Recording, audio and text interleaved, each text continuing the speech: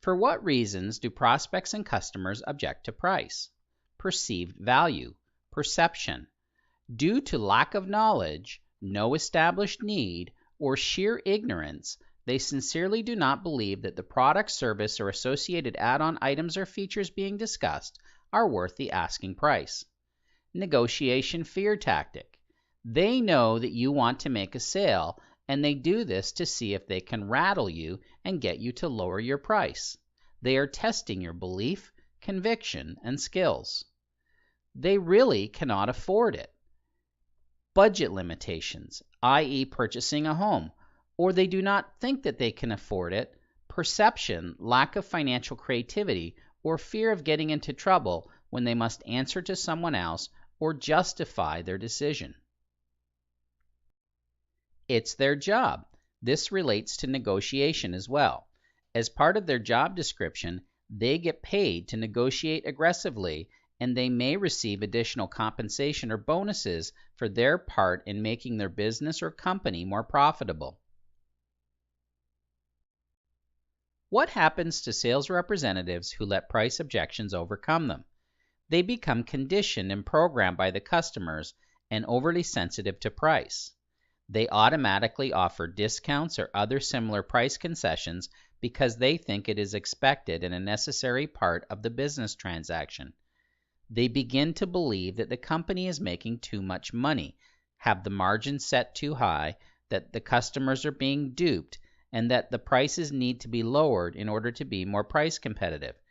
In comparison with their associates or peer group, the margin percentages that they acquire are consistently lower.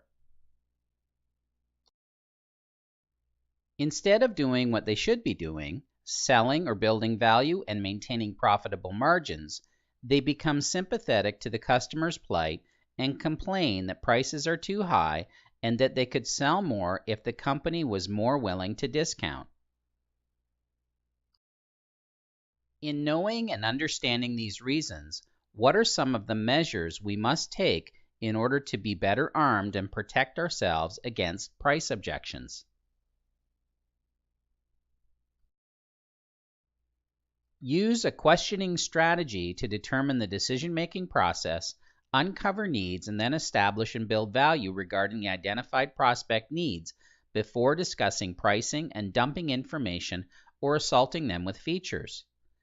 Know and understand the value of what you sell and learn how to educate and inform the client on the features, advantages, and benefits of the product or service in addition to what is standing behind it, i.e. you, your company's service and support, the manufacturer, and their warranties. Ask the prospect many questions to better understand their perspective and perception of what you are selling, what matters most to them, and why. If the prospect has to explain their reasoning to someone else, or they are involved in some form of comparison shopping, gain a clear understanding of the other choices or options that they are considering so that you're able to justify your proposed solution, effectively educate and inform them on the differences and any unique advantages that your product or service offers, apples and apples or apples and oranges. Gain an understanding of the prospect's experience with the product, service, or extras, perceived unessential add-on items or features, and have a strategy for justifying them in order to transform their perception so that premiums, additional fees, or expenses are outweighed by the needs that they address. First objection rule. Keep in mind that when prospects have little or no time to think about it, like when you are phoning to schedule an appointment, they commonly use the same phrases, which we call objections, on everyone who calls. Sorry to tell you, you aren't special, nor do they have a list and decide that they are going to use number 3 for your call. Here are some important points to keep in mind. Their objections are not well thought out.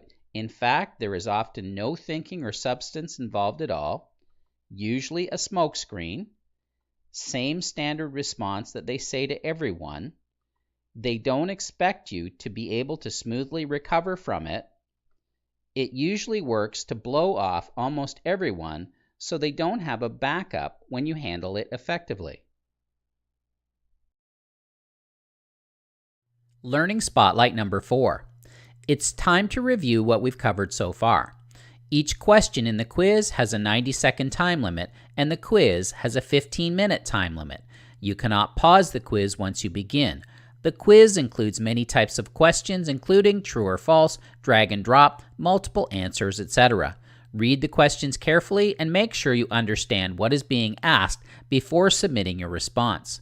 Many of the questions or variations of them will be included in the final exam. You will be graded, and the passing grade for the quiz is 70%. You will have 3 chances to attain a passing grade. If you fail to attain a passing grade after 3 attempts, you will be locked out of the course. You will have an opportunity to review the quiz responses upon successful completion. If you wish to review the previous slides and sections, do so before advancing. Upon completion of the quiz, please click on the green Next button with the white arrow in order to advance to the next step in the learning path. This concludes step number 9 of the learning path. Please click on the green Next button with the white arrow in order to advance when you are ready to proceed.